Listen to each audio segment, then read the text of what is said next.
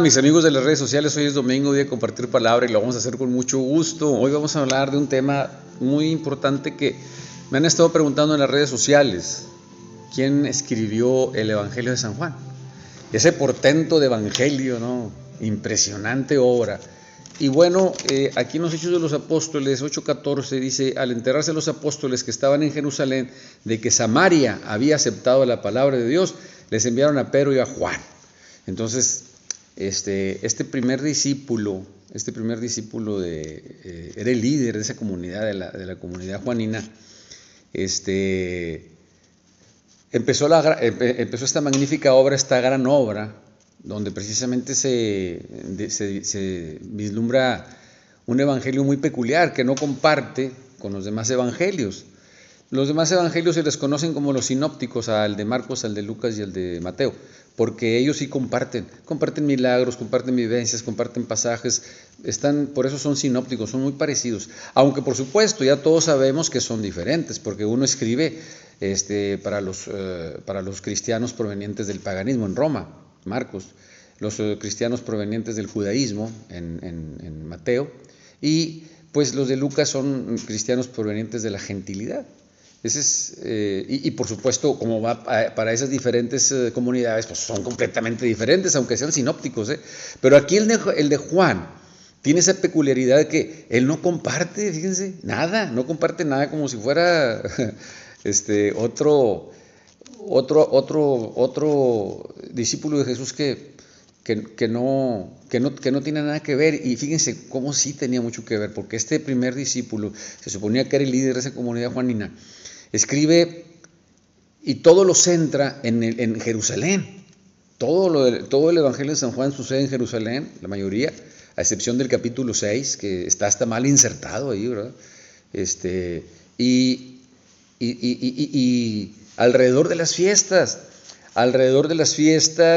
las tiendas, la dedicación, la Pascua, implícita y explícitamente, Pentecostés, el Kipur, el Año Nuevo, y cosas que los otros evangelistas no recuerdan o no lo saben. Entonces, se escribe más o menos al año 60, empieza este líder de la comunidad, empieza a escribir. Todo esto son como puras vivencias personalizadas, o son experiencia personal, vivencias con el Divino Maestro y esa primera comunidad. Posteriormente, en el 70, queman el templo de Jerusalén. Es quemado por los romanos y entonces estos se van a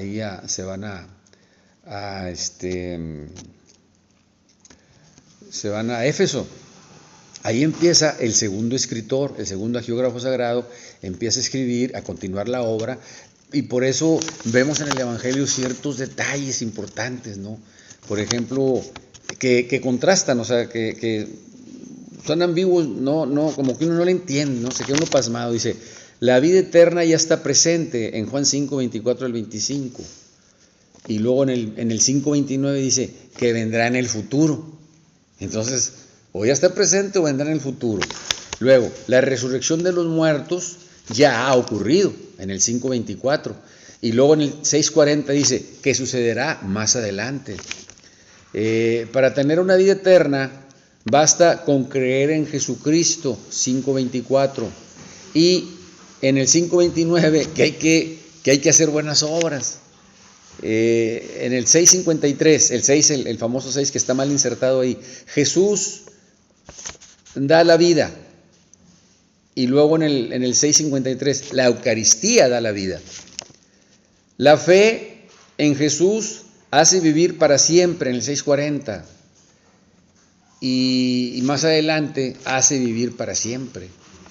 Entonces,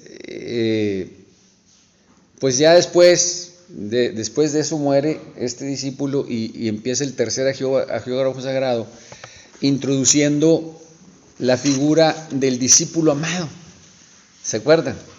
Que en muchas ocasiones está el discípulo amado en competencia con Pedro, y siempre saliendo triunfante el discípulo amado, dándonos a entender que la comunidad esta comunidad juanina no aceptaba, fíjense, la autoridad religiosa de la comunidad oficial, la de Pedro. Entonces, pues era una discrepancia, y precisamente por eso el discípulo amado, que no es más que una figura, el discípulo amado es una figura literaria, no existió, no es de carne y hueso, es la comunidad juanina precisamente, dando a entender que era prevalente sobre la comunidad oficial. Y así se la pasaron discutiendo todo ese tiempo hasta que llegó el cuarto agiógrafo sagrado y pone en el segundo epílogo, porque Juan tiene 2 epílogos, en el capítulo 20 termina el Evangelio, y luego este discípulo, el cuarto agiógrafo, mete el 21 y el 22, que es el segundo epílogo. Ahí pasa un suceso muy interesante, fíjense qué tremendo. Pasa una cosa, pues fuera de contexto completamente, ¿no? O sea, no se esperaba uno esto. Pero si ustedes leen el epílogo, el 21 y el 22, se van a dar cuenta que ya introducen precisamente a Cefas, introducen a Pedro. Pedro, ¿me amas? Apacienta mis corderos. Dándole la autoridad que tenía Pedro como cabeza de la iglesia, ¿no?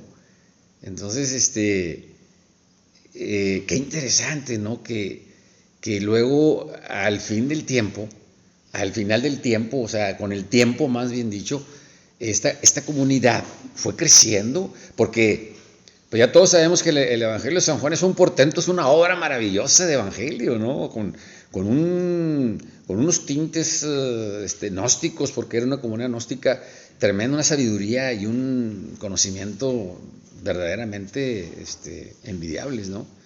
Pero tenían esa discrepancia, por eso estos diferendos, ¿no? Y sobre todo el discípulo amado, superando a Pedro en todo. Por eso cuando la tumba vacía, el que llega primero es Juan, y luego le da lugar a Pedro, y así. Si ustedes se fijan y empiezan a estudiar del discípulo amado, pues todo siempre lo va superando a Pedro, dando a entender que no comulgaban con él. Pero ahora, fíjense, en el cierre, en el segundo epílogo, ahí aceptan a Pedro como cabeza, aceptan a Pedro como el monarca, como la cabeza de la cristiandad en ese periodo, y nos da a nosotros, más bien dicho, yo cierro con esto, más bien dicho, sí es importante saber que fueron 4 agiógrafos sagrados los que escribieron esta obra maravillosa que se llama San Juan, el Evangelio de San Juan. Son 4 agiógrafos, no es uno. No es Juan el Bautista, no es Juan el discípulo, no es el discípulo amado, no es el que está exiliado en la isla de Patmos, no.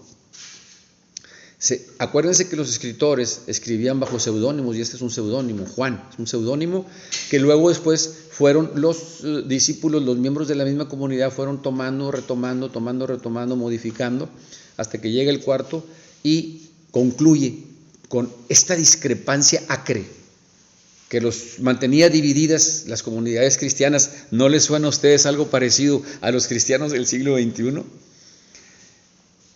Y esto es peculiar, o sea, todas las comunidades tienen diferentes problemas, todos tenemos problemas, y que aquel no porque me sacó la lengua, y aquel no porque me hizo un gesto, y aquel no porque habló mal de mí, y aquel porque se cree mucho, y aquel porque es amigo de él, y así, aquel es el dueño del ministerio, no, aquel porque, y entonces empieza la persecución de los buenos, ¿no? Ya no tenemos con la persecución de los malos, ahora persecución de los buenos, ¿no? Cuando no le caes bien al pastor, cuando no le caes bien al sacerdote, cuando no le caes bien al dueño de ahí del ministerio, porque a veces se agarran posturas de dueños, ¿no? Son dueños del ministerio y no te aceptan y te empiezan a quitar, a coartar. Y aquí lo sublime de esto es que el Señor Jesús siguió trabajando con esta comunidad y con estos agiógrafos sagrados, y siguió trabajando, y el Espíritu Santo moviéndose, y el Espíritu Santo insistiendo, y el Espíritu Santo haciéndose presente en sus corazones, hasta que resolvieron este conflicto.